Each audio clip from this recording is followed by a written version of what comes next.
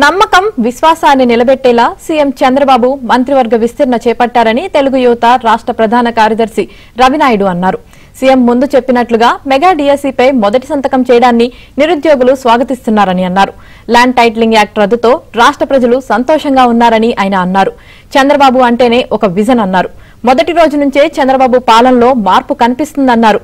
విద్యాశాఖను నారా లోకేష్ కు కేటాయించడం శుభ పరిణామమన్నారు.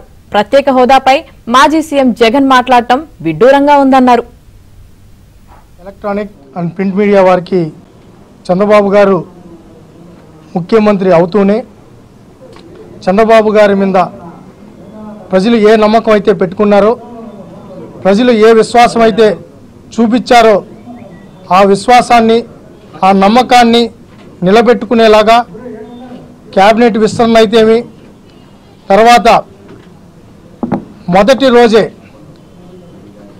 ఇచ్చిన మాట ప్రకారం నిరుద్యోగులకు అండగా ఉండడానికి మెగా డిఎస్సి, అదేవిధంగా 4,000 రూపాయలు పింఛన్ని అమలుపరిచే సంతకం,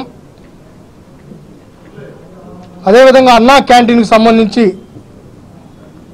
తర్వాత స్కిల్ డెవలప్మెంట్కి సంబంధించి ల్యాండ్ ఏదైతే టైటిల్ యాక్ట్ ఉందో ప్రజలందరూ కూడా ఈ జగన్మోహన్ రెడ్డి యొక్క ల్యాండ్ టైటిల్ యాక్ట్ని చూసి భయపడిపోయి ఇంకా జగన్మోహన్ రెడ్డి వస్తే మన భూములు మనకు ఉండవు, మన ఇల్లులు మనకు ఉండవని చెప్పి కూటమికి ఓటేసి ఈ ల్యాండ్ టైటిల్ యాక్ట్ని వెంటనే రద్దు చేయాలి, రద్దు చేసేలాగా మీరు చొరవ చూపాలనేది ఏదైతే వారు మాపై నమ్మకం పెట్టారో ఆ నమ్మకాన్ని వమ్ము చేయకుండా చంద్రబాబు